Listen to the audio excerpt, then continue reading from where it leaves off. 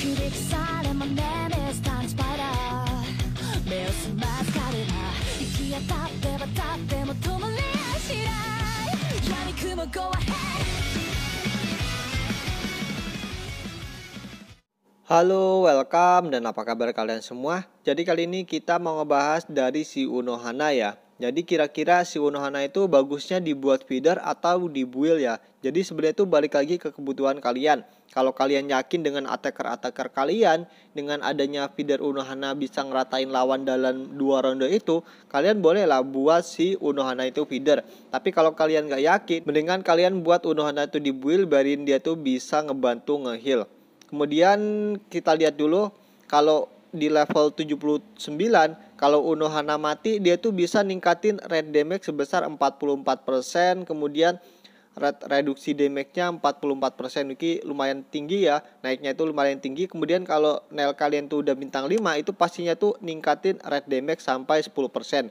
Kalau ditambah ini itu jadi hampir 50% ya, 55% lah dapatnya itu 55%. Jadi ini sangat bagus ya. Jadi kalau kalian yang udah bintang 5, kemudian kalian ngebuat feeder Unohana, maksimalin damage si Nel, itu bagus ya, itu bagus. Tapi dengan syarat ketika si Unohana itu mati, jadi attacker kalian tuh bisa langsung ngeratain lawan. Tapi kalau attacker kalian tuh nggak bisa ngeratain lawan, ya itu agak percuma ya, ngorbanin si Unohana, kemudian attacker kalian tuh nggak bisa ngebunuh lawan. Kemudian untuk Ani pribadi, daripada Ani ngebuat feeder, Ani mendingan Ani build ya, Ani build. Karena kalau kita build itu lebih banyak fungsinya ya. Selain bisa buat bertahan, biasa nge-heal, kemudian dia mati pun bisa ningkatin red damage. Jadi menurut Ani daripada buat feeder, mendingan kita build aja. Kalau kita build, hidup berguna, mati pun tetap berguna ya. Oke, dan sekarang kita mau melihat dalam pertandingannya ya. Jadi Unohana Ani sekarang itu Ani taruh belakang ya. Ani taruh belakang untuk ngebantu nge-heal. Kadang kalau Ani taruh depan itu kadang sering kena silent, kena stun. Makanya Ani sering jengkel ya.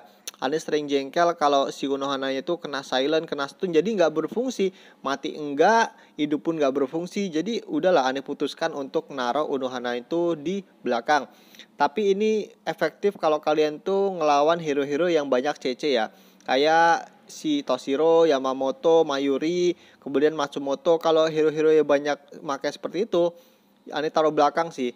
Karena buat ngejaga kalau dia tuh kena stun, silent, kemudian kita dengan adanya si Yachiru itu masih bisa kita bebasin ya. Itu masih bisa kita bebasin. Dan sekarang kita mau melihat dari pertandingan Unohana Ani yang udah Ani build ya. Di sini Ani taruh belakang, Unohananya tuh Ani taruh belakang. Oke, di sini kita bisa menang speed. Tapi syaratnya kalian juga harus punya Yachiru yang udah berjanpakuto ya. Yachiru yang udah berjanpakuto, jadi fungsinya Yachiru kan bisa ngedispel. Jadi walaupun line up belakang kalian tuh kena silence, stun, Unohana pun bisa nge-heal. Oke. Tuh, seperti itu kalian bisa lihat. Kalau ditaruh di depan, kalau kita silent, kena stun, udah ya, nggak berfungsi ya Unohananya ya. Mati enggak, hidup pun nggak berguna kan. Kalau mati mending lah ningkatin red damage. Ini mati enggak, hidup nggak berguna kalau kena stun. Oke, kalian lihat tim depan kita kena stun dan juga kena paralis. Oke. Mantap. Yuk. Tuh kan, walaupun tim belakang kita tadi kena stun, kena silent, dengan adanya si Yachiru itu bisa ngebantu ya. Bisa ngebantu. Oke, nice. Darahnya masih full. Apalagi kalau kalian main di meta sekarang, rata-rata kan punya Nel. Jadi ledakan Nel itu kan sangat sadis ya. Ledakan Nel itu sangat sakit. Kalau kalian berhasil bertahan sampai ronde ketiga, kemudian kalian main tanpa heal, itu agak susah.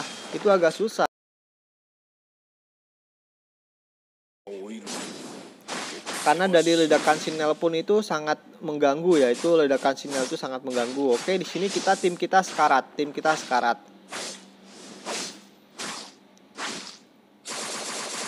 Oke, sama-sama kena ledakan. Tapi di sini kita ada Unohana. Tenang, kita ada Unohana. Bisa nge-heal.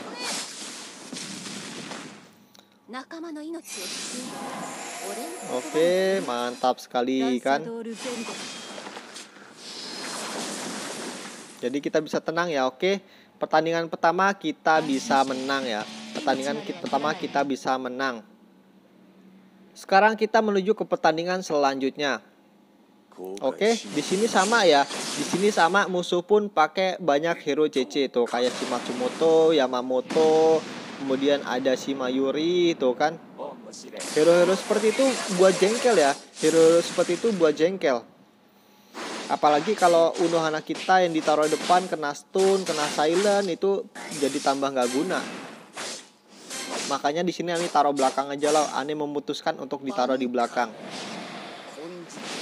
Oke, bisa bertahan. Yuk, silent stun bodo amat. Oke, kena paralis ya barisan belakang kita. Silent. Oke, nice. Dari Sinel, kemudian dari si White Ichigo kena silent dan juga kena paralis.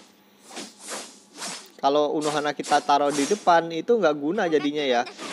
Karena nggak ada yang bisa ngebebasin kecuali kalau kalian punya si Matsumoto yang udah berjalan Pakuto, Matsumoto UR. Oke, heal.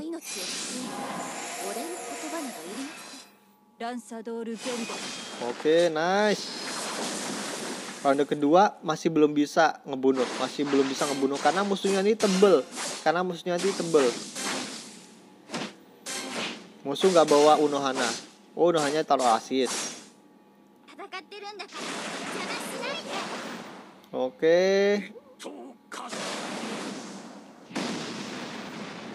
Ronde ketiga kena stun. Oke lah, nggak apa-apa lah, nggak masalah lah.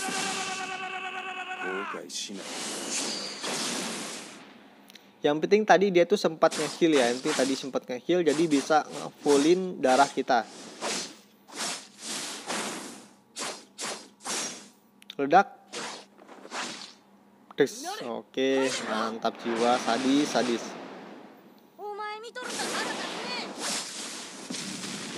Oke.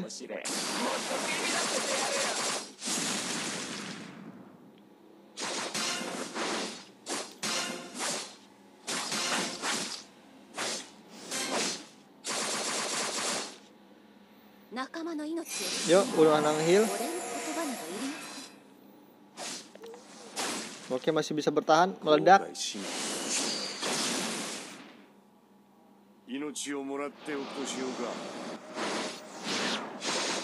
Oke, di sini kita bisa memenangkan pertandingan ya. Kita masih bisa memenangkan pertandingan. Walaupun lawan kita berat, tapi dengan adanya bantuan si Unohana itu bisa ngebantu kita buat nge-heal. Dan sekarang kita mau melihat pertandingan terakhir tuh, sama aja ya. Musuh pakai si Yamamoto, kemudian si White Ichigo juga bisa ngebuat silent. Asisnya ada si Mayuri. Stun? Nggak ada boy. Nggak ada yang kena stun, nggak ada yang kena silent. Oke, mantap jiwa. Unohananya kena stun ya, kena silent tuh. Nggak berguna kan, mati enggak, hidup pun agak berguna atau kalau kena stun. Kena stun, kena silent di barisan depan, mati enggak, hidup nggak berguna.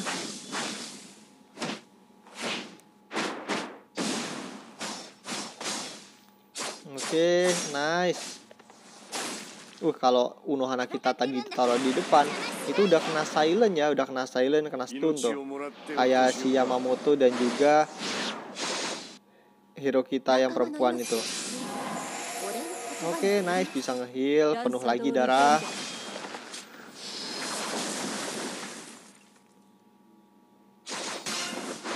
Oke, nice. Ini sadis ini, Nelnya.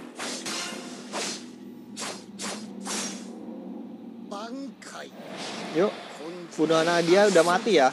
Jadi ada red damage meningkat. Red damage-nya tuh meningkat.